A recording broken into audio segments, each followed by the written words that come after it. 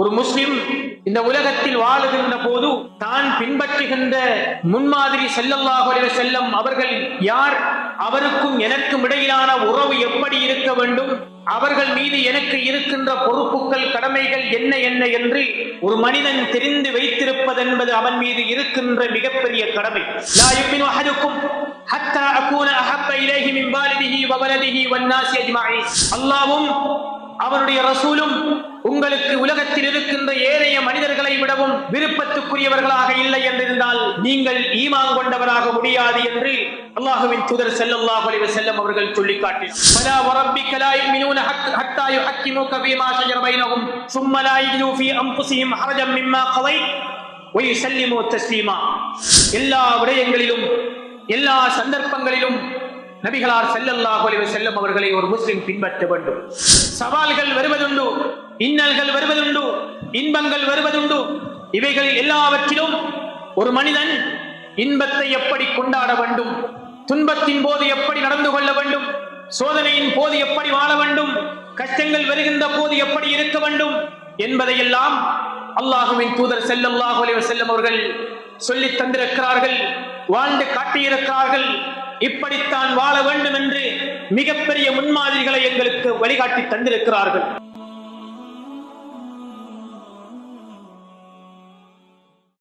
பெருமதிப்புக்குரிய சகோதரர்களே, அல்லாஹ்வினுடைய நல்லடியார்களே,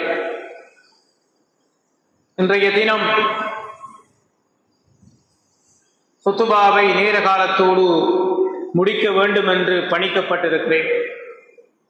எனவே வெளியிலே இருக்கின்ற சகோதரர்கள், வீடுகளிலே இருக்கின்ற அன்புக்குரிய சகோதரர்கள், வாலிபர்கள், அல்லாஹ்வினுடைய அழைப்புக்கு பதில் கொடுத்து நேர காலத்தோடு பள்ளிவாசலுக்குள் வந்து அமர்ந்து கொள்ளுமாறு அன்பாக கேட்டுக்கொள்கிறேன். அன்புக்குரியவர்களே, சகோதரர்களே, நாங்கள் எங்களுடைய வாழ்நாளில் வருடா வருடம் சந்திக்கின்ற ஒரு மாதம் எங்களை முன்னோக்கி இருக்கிறது. ரபியுல் அவ்வல். இந்த மாதம் அடைய பெற்றால் பொதுவாக எங்களுடைய சமூகத்துக்குள் பல்வேறுபட்ட நிகழ்ச்சி திட்டங்களும் வேலை திட்டங்களும் முன்னெடுக்கப்படுவதுண்டு. ஸல்லல்லாஹு அலைஹி வஸல்லம் அவர்களுடைய நாமத்தையும் அவருடைய வாழ்க்கையையும் உலகிலே மேலோங்க செய்ய வேண்டும் என்பதற்கான பல்வேறுபட்ட நிகழ்ச்சிகளை பொதுவாக பள்ளிவாசல்கள், சமூக நிறுவனங்கள் எல்லோரும் செய்கின்ற ஒரு வழக்காறு எங்களுடைய சமூகத்திலே இருக்கிறது. அது ஸல்லல்லாஹு அலைஹி வஸல்லம் அவர்கள் மீதான ஸலவாத்துகளாக இருக்கலாம், அவர்களுடைய புகழையும் அவருடைய பேரையும் அவருடைய வாழ்க்கை முறைமையையும் சமூகத்துக்குள்ளே சொல்லுகின்ற பேசுகின்ற எல்லா மனிதர்களுடைய உள்ளங்களுக்கும் கொண்டு போய் சேர்க்கின்ற நிகழ்ச்சி திட்டங்களாக இருக்கலாம். எல்லாமே தேவையானவைகள், செய்யப்பட வேண்டியவைகள். அது இன்னும் முறைப்படுத்தப்பட்டு ஒழுங்குபடுத்தப்பட்டு நிறைந்த விளைவுகளை இலக்காக வைத்து அந்த நிகழ்ச்சிகள் எல்லாமே சரிவர முறையாக செய்யப்பட வேண்டும். ஆனால் இவைகள் எல்லாவற்றுக்கும் மேலாக ஒரு முஸ்லிமாக இந்த உலகத்திலே முஹம்மது ஸல்லல்லாஹு அலைஹி வஸல்லம் அவர்கள் மீது ஒரு மனிதன் வைத்துக் கொள்ள வேண்டிய அன்பு அல்லது அவர்கள் மீதான ஒரு முஸ்லிமுக்கு இருக்கின்ற கடமைகள், பொறுப்புகளை புரிந்து கொள்ளாமல், விளங்கிக் கொள்ளாமல், அல்லது அதை நோக்கி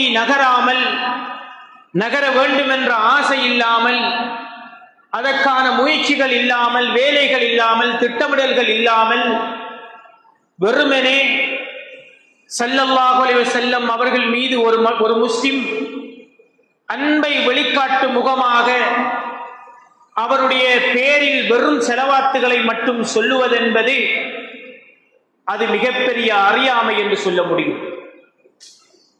ஒரு முஸ்லிம் இந்த உலகத்தில் வாழுகின்ற போது தான் பின்பற்றுகின்ற முன்மாதிரி ஸல்லல்லாஹு அலைஹி வஸல்லம் அவர்கள் யார், அவருக்கும் எனக்கும் இடையிலான உறவு எப்படி இருக்க வேண்டும், அவர்கள் மீது எனக்கு இருக்கின்ற பொறுப்புகள் கடமைகள் என்ன என்ன என்று ஒரு மனிதன் தெரிந்து வைத்திருப்பதென்பது அவன் மீது இருக்கின்ற மிகப்பெரிய கடமை. அதை புரிந்து கொள்ளாமல் அவன் இஸ்லாத்தை பின்பற்றுகிறேன் என்று சொன்னாலும் அவன் கொண்ட ஈமானிலே பலவீனம் இருக்கிறது என்று பொருளாகிவிடும். அன்பானவர்களே, அன்பு சகோதரர்களே, அல்லாஹ்வினுடைய நல்லடியார்களே, ஒரு முஸ்லிமுக்கு இஸ்லாம் முஹம்மது ஸல்லல்லாஹு அலைஹி வஸல்லம் அவர்கள் மீது இருக்கின்ற 3 பிரதான பொறுப்புகள் குறித்து மிக மிக சுருக்கமாக இன்றைய குத்துபாவில் ஒரு சில கருத்துக்களை உங்களோடு பரிமாறிக்கொள்ள ஆசை வைக்கிறேன். அன்புக்குரியவர்களே, சகோதரர்களே, முஹம்மது ஸல்லல்லாஹு அலைஹி வஸல்லம் அவர்களுடைய சிறப்புகளை பற்றியும் அவர்களுடைய வாழ்க்கை குறிப்புகளை பற்றியும் பேசுவதற்கும் அதை கேட்பதற்கும் இந்த குத்துபாக்கள் ஒரு நாளும் இடமளிக்க மாட்டாது, நேரம் போதாது. இந்த உலகத்திலே ஒரு மனிதன் கட்டாயம் படிக்க வேண்டிய ஒரு பாடத்திட்டம் என்றால் அது மிக முக்கியமான ஒரு பாடத்திட்டம் முஹம்மது ஸல்லல்லாஹு அலைஹி வஸல்லம் அவர்கள். அவரை பற்றி, அவருடைய வாழ்க்கையை பற்றி, அந்த வாழ்க்கைக்குள் இருக்கின்ற எங்களுக்கான முன்மாதிரிகள் பற்றி படித்துக் கொள்ள வேண்டும் என்பது ஒரு முஸ்லிமுக்கு இருக்கின்ற கட்டாய பாடத்திட்டம். அதை படிக்காமல் அவனால் ஈமானின் உயர்ந்த இடத்துக்கு போவதென்பது அசாத்தியமானது. ஒரு உண்மையான முஸ்லிமாக வாழ்வதென்பது அசாத்தியமானது. முஹம்மது ஸல்லல்லாஹு அலைஹி வஸல்லம் அவர்களை பற்றி ஒரு முஸ்லிம் படிக்கின்ற போதுதான் தான் சுமந்திருக்கின்ற மார்க்கத்தினுடைய பெருமதியையும் தான் ஏற்றிருக்கின்ற கொள்கையினுடைய பெருமானத்தையும், ஒரு முஸ்லிமாக ஒரு மனிதன் இந்த உலகத்தில் வாழ்வதில் இருக்கின்ற இன்பத்தை பற்றியும் அதன் மூலமாக மறுமையில் கிடைக்கின்ற சுவனத்தின் வெகுமானம் பற்றியும் அவனால் புரிந்து கொள்ள முடியும். எனவே நாங்கள் உலகத்தில் இருக்கின்ற போது, வாழ்ந்து முடிக்கின்ற போது கட்டாயமாக தெரிந்திருக்க வேண்டிய ஒரு வாழ்க்கை புத்தகம் முஹம்மது ஸல்லல்லாஹு அலைஹி வஸல்லம் அவர்கள். அதை படிப்பதற்கான முயற்சியில் ஈடுபடுவது என்பது மிக மிக கட்டாயமானது. அன்பானவர்களே, சகோதரர்களே, அல்லாஹ்வினுடைய நல்லடியார்களே, ஒரு முஸ்லிமை பொறுத்த வரைக்கும் அவன் இந்த உலகத்தின் மீது வாழுகின்ற போது அல்லாஹ்வின் தூதர் ஸல்லல்லாஹு அலைஹி வஸல்லம் அவர்கள் மீது 3 பிரதான பொறுப்புகளை சுமந்திருக்கிறான். ஒன்று, உலகத்தில் வாழுகின்ற போது உலகத்தில் வாழுகின்ற எல்லா மனிதர்களை விடவும் முஹம்மது ஸல்லல்லாஹு அலைஹி வஸல்லம் அவர்களை அவன் எப்போதும் முதலாவது இடத்தில் வைத்து பார்க்க வேண்டும், உயர்ந்த இடத்தில் வைக்க வேண்டும். மனிதர்களில் உயர்ந்த இடத்தில் அல்லாஹ்வின் தூதர் ஸல்லல்லாஹு அலைஹி வஸல்லம் அவர்களை அவன் வைத்து வாழ வேண்டும். அல்லாஹ் தஆலா குர்ஆனிலே சொல்கிறான், குல் இன் கான ஆபாஉக்கும் வ அப்னாஉக்கும் வ அஸ்வாஜுக்கும் வ அஷீரத்துக்கும் வ அம்வாலுன் இக்தரப்துமூஹா வ திஜாரத்துன் தக்ஷௌன கஸாதஹா. குர்ஆன் சொல்கிறது, உங்களுடைய பெற்றோர்கள், உங்களுடைய பிள்ளைகள், உங்களுடைய மனைவிமார்கள், உங்களுடைய உறவினர்கள், நீங்கள் நஷ்டமாகி விடுமோ என்று பயப்படுகின்ற வியாபாரம், இவைகள் எல்லாவற்றை விடவும் அல்லாஹ்வும் அவனுடைய ரசூலும் உங்களுக்கு விருப்பத்துக்குரியவர்களாக இல்லை என்றிருந்தால் நீங்கள் அல்லாஹ்வினுடைய தண்டனை வெறும் வரை காத்திருங்கள் என்று குர்ஆன் எங்களை பார்த்து சொல்லுகிறது. அதுவரை ஒரு மனிதன் காத்திருக்க வேண்டும் என்று குர்ஆன் எங்களை பார்த்து சொல்லுகிறது. எனவே சகோதரர்களே, உலகத்தில் வாழுகின்ற போது நாங்கள் மனிதர்களில் விருப்பத்துக்குரியவராக, மனிதர்களில் உயர்ந்தவராக முஹம்மதே ஸல்லல்லாஹு அலைஹி வஸல்லம் அவர்களை உள்ளத்தில் சுமந்திருக்க வேண்டும் என்று அல்லாஹு தஆலா எங்களிடத்திலே எதிர்பார்க்கிறார். முஹம்மது ஸல்லல்லாஹு அலைஹி வஸல்லம் அவர்கள் இன்னும் ஒரு தடவை சொன்னார்கள், லா யுமினு அஹதுக்கும் ஹத்தா அகூன அஹப்ப இலைஹி மின் வாலிதிஹி வ வலதிஹி வன் நாஸி அஜ்மஈன். ஸல்லல்லாஹு அலைஹி வஸல்லம் அவர்கள் சொன்னார்கள், அல்லாஹ்வும் அவருடைய ரசூலும் உங்களுக்கு உலகத்தில் இருக்கின்ற ஏனைய மனிதர்களை விடவும் விருப்பத்துக்குரியவர்களாக இல்லை என்றிருந்தால் நீங்கள் ஈமான் கொண்டவராக முடியாது என்று அல்லாஹ்வின் தூதர் ஸல்லல்லாஹு அலைஹி வஸல்லம் அவர்கள் சொல்லி காட்டினார்கள். சகோதரர்களே, இந்த உலகத்தில் நாங்கள் நேசிக்கின்ற எங்களுடைய மனைவி, எங்களுடைய பிள்ளைகள், எங்களுடைய வீடு வாசல், எங்களுடைய சொத்து செல்வங்கள், எங்களுடைய நண்பர்கள், எங்களுடைய உறவினர்கள், நாங்கள் மதிக்கின்ற உயர்வாக பார்க்கின்ற எங்களுடைய தொழில், நாங்கள் உயர்ந்ததாக நேசிக்கின்ற எங்களுடைய அதிகாரம், இவைகள் எல்லாவற்றை விடவும் அல்லாஹ்வும் அவனுடைய ரசூலும் எங்களுடைய உள்ளத்தில் உயர்ந்த இடத்தை பிடித்திருக்கவில்லை என்றிருந்தால் நாங்கள் ஈமான் கொண்டவராக முடியாது என்று அல்லாஹ்வின் தூதர் ஸல்லல்லாஹு அலைஹி வஸல்லம் அவர்கள் இந்த ஹதீஸிலே சொல்லி இருப்பதை பார்ப்போம். எனவே மனிதர்களில் உயர்ந்த இடத்தை அல்லாஹ்வின் தூதர் ஸல்லல்லாஹு அலைஹி வஸல்லம் அவர்களுக்கு ஒரு முஸ்லிம் கொடுக்க வேண்டும் என்பது முதலாவது நிபந்தனை, முதலாவது பொறுப்பு. இரண்டாவது பொறுப்பு சகோதரர்களே, அதை குர்ஆன் சொல்கிறது, ஃபலா வரப்பிக லா யுமினூன ஹத்தா யுஹக்கிமுக ஃபீமா ஷஜர பைனஹும் ثم لا يجدوا في انفسهم حرجا مما قضيت ويسلموا تسليما. குர்ஆன் சொல்கிறது, இரண்டாவது பொறுப்பு வாழ்வின் அனைத்து விவகாரங்களிலும் அல்லாஹ்வின் தூதர் ஸல்லல்லாஹு அலைஹி வஸல்லம் அவர்களை எல்லா விடயங்களிலும் எல்லா சந்தர்ப்பங்களிலும் நபிகளார் ஸல்லல்லாஹு அலைஹி வஸல்லம் அவர்களை ஒரு முஸ்லிம் பின்பற்ற வேண்டும். இது இரண்டாவது பொறுப்பு. வாழ்க்கையிலே பிரச்சனைகள் வருவதுண்டு, சோதனைகள் வருவதுண்டு, சவால்கள் வருவதுண்டு, இன்னல்கள் வருவதுண்டு, இன்பங்கள் வருவதுண்டு. இவைகள் எல்லாவற்றிலும் ஒரு மனிதன் இன்பத்தை எப்படி கொண்டாட வேண்டும், துன்பத்தின் போது எப்படி நடந்து கொள்ள வேண்டும், சோதனையின் போது எப்படி வாழ வேண்டும், கஷ்டங்கள் வருகின்ற போது எப்படி இருக்க வேண்டும் என்பதையெல்லாம் அல்லாஹ்வின் தூதர் ஸல்லல்லாஹு அலைஹி வஸல்லம் அவர்கள் சொல்லி தந்திருக்கிறார்கள், வாழ்ந்து காட்டியிருக்கிறார்கள்.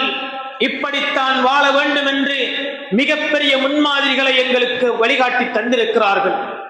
எனவே ஒரு முஸ்லிம் சோதனைகளின் போதும் வேதனைகளின் போதும் இன்னல்கள் வருகின்ற போதும் சவால்கள் வருகின்ற போதும் பிரச்சனைகளை சந்திக்கின்ற போதும் இன்பங்கள் அவனை சந்திக்கின்ற போதும் அவன் எல்லா விடயத்திலும் முஹம்மது ஸல்லல்லாஹு அலைஹி வஸல்லம் அவர்களை பின்பற்ற வேண்டும் என்பது இரண்டாவது பொறுப்பு. சகோதரர்களே, வாழ்க்கையில் எங்களுக்கு ஒரு மிகப்பெரிய சந்தோஷம் நடந்துவிட்டால் சில போது நாங்கள் அல்லாஹ்வை மறந்து விடுகிறோம், இஸ்லாத்தை மறந்து விடுகிறோம், முஸ்லிமாக இருப்பதிலிருந்து இஸ்லாத்தை துறந்து விடுகிறோம். அல்லாஹ்வை மறந்து அவன் மிதக்கின்ற ஒரு நிலைமைக்கு தள்ளப்பட்டு விடுகிறான். அல்லாஹ்வை மறந்து ஒரு மாற்று மத சகோதரன் எப்படி நடந்து கொள்வானோ அவனை விடவும் மிக மிக மோசமாக ஒரு முஸ்லிம் நடந்து கொள்வதை பார்க்கிறோம். சந்தோஷம் வருகின்ற போது, துக்கம் வந்துவிட்டால், கஷ்டம் வந்துவிட்டால், நோய்கள் பிடித்து விட்டால், வேதனைகள் சோதனைகள் சந்தித்து விட்டால் அவ்வப்போதும் அவன் அல்லாஹ்வை மறந்து விடுகிறான். பிழையான வழிமுறைகளில் பிரச்சனைகளை தீர்ப்பதற்கு முனைகிறான். சோதனைகள் வருகின்ற போது இஸ்லாம் வெறுக்கின்ற வழிமுறைகளை தேடி அலைகிறான். எனவே அவன் ஒரு உண்மையான முஸ்லிமாக இருக்க முடியாது. தொழுகின்ற போது முன்சஃபிலே இருந்தாலும், காபாவை கட்டி பிடித்து முத்தமிட்டு வந்தாலும் அவனுடைய ஈமானிலே பலவீனம் இருக்கிறது என்று பொருளாகின்றது. எனவே எல்லா சந்தர்ப்பத்திலும் ஒரு முஸ்லிம் அல்லாஹ்வின் தூதர் ஸல்லல்லாஹு அலைஹி வஸல்லம் அவர்களை மட்டுமே முன்மாதிரியாக கொள்ள வேண்டும் என்பது இரண்டாவது பொறுப்பு. மூன்றாவது பொறுப்பு சகோதரர்களே, வயுஸல்லிமு தஸ்லீமா. இஸ்லாம் கஷ்டங்கள் வருகின்ற போதும் சோதனைகள் வருகின்ற போதும் ஒரு மனிதன் தெரிவு செய்த அல்லது இஸ்லாம் சொல்லுகின்ற தீர்ப்பில் அவன் திருப்தி கொள்ள வேண்டும். உதாரணமாக சகோதரர்களே, உதாரணமாக எங்களுடைய வாழ்க்கையில் ஒரு பிரச்சனை வருகிறது. அதற்கு இஸ்லாம் சொல்லுகின்ற தீர்வு எங்களுக்கு சில போது அதிருப்தியை தர முடியும், எங்களுக்கு நஷ்டத்தை ஏற்படுத்த முடியும், பல லட்சம் ரூபாய்களை நாங்கள் இழக்க நேரிடும். அதை ஏற்றுக்கொண்டு மனநிறைவாக பொருந்திக் கொண்டு உள்ளத்தால் அங்கீகரித்து அல்லாஹ் எனக்கு இதைவிட சிறந்ததை தருவான் என்ற மனோநிலையில் அல்லாஹ்வினுடைய மார்க்கம் சொன்ன தீர்ப்பில் அவன் அதிருப்திப்படாமல் உள்ளத்தால் அதை ஏற்றுக்கொள்வானாக இருந்தால் அதுதான் மூன்றாவது பொறுப்பு. ஒய் சல்லிமு தஸ்லீமா. அல்லாஹ்வினுடைய ரசூல் ஸல்லல்லாஹு அலைஹி வஸல்லம் அவர்களை இந்த மனிதன் முழுமையாக ஏற்றுக்கொண்டான் என்பதற்குரிய அடையாளம் மூன்றாவது அதுதான். அதிலே எங்களுக்கு இழப்புகள் வந்திருக்க முடியும், ஆனால் அதைவிட மிகச் சிறந்ததை அல்லாஹ் எனக்கு தருவான். இந்த நம்பிக்கை எங்களுடைய உள்ளத்தின் ஆழத்தில் இருக்க வேண்டும். இதுதான் எங்களுடைய ஈமானை பரீட்சிக்கின்ற சோதிக்கின்ற மிக அடிப்படையான அம்சம். எனவே சகோதரர்களே, அல்லாஹ்வினுடைய நல்லடியார்களே, மூன்றாவது நிபந்தனை இஸ்லாம் சொல்லுகின்ற வழிகாட்டலில் அதிருப்தி அடையாமல் அதிலே இன்பம் அனுபவிக்கின்ற மனிதனாக மாற வேண்டும். அதை உள்ளத்தால் ஏற்றுக்கொள்ள வேண்டும். அதுதான் மூன்றாவது நிபந்தனை. முதலாவது நிபந்தனை அல்லாஹ்வினுடைய ரசூல் ஸல்லல்லாஹு அலைஹி வஸல்லம் அவர்களை மனிதர்களில் உயர்ந்தவராக நேசிப்பது. இரண்டாவது, வாழ்க்கையின் அத்தனை விவகாரங்களிலும் இன்பத்திலும் துன்பத்திலும் லாபத்திலும் நட்டத்திலும் இழப்பிலும் கிடைப்பிலும் ரசூலுல்லாஹி ஸல்லல்லாஹு அலைஹி வஸல்லம் அவர்களை முழுமையாக பின்பற்றுவது. மூன்றாவது, அந்த பின்பற்றுதலின் போது எங்களுக்கு எவ்வளவு இழப்புகள் வந்தாலும் உள்ளத்தால் அதை ஏற்றுக்கொண்டு இஸ்லாம் சொல்லுகின்ற தீர்ப்பில் அதிருப்தி அடையாமல் அதை முழுமையாக நம்பி அதில் இன்பம் அனுபவிப்பது.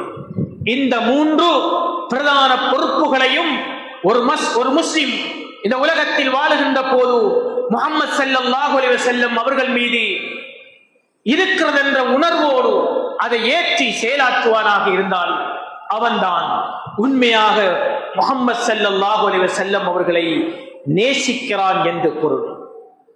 நேசத்தினுடைய வெளிப்பாடு வெறும் வார்த்தைகள் அல்ல, அந்த வெளிப்பாடு வாழ்க்கையாக இருக்க வேண்டும். உள்ளத்தில் நேசம் இருக்கிறது என்றால் அதனுடைய வெளிப்பாடு வெறும் வார்த்தை அல்ல, அது ஒரு வாழ்க்கை. எனவே அந்த வாழ்க்கையை நோக்கி நகருகின்ற மனிதர்களாக எங்களை நாங்கள் மாற்றிக்கொள்வோம். வல்லவன் அல்லாஹு தஆலா இந்த உலகத்தில் வாழுகின்ற போது ஸல்லல்லாஹு அலைஹி வஸல்லம் அவர்களை உள்ளத்தால் நேசித்து வாழ்க்கையில் உண்மைப்படுத்துகின்ற உத்தமர்களாக எங்கள் எல்லோரையும் மாற்றி அருள்வானாக.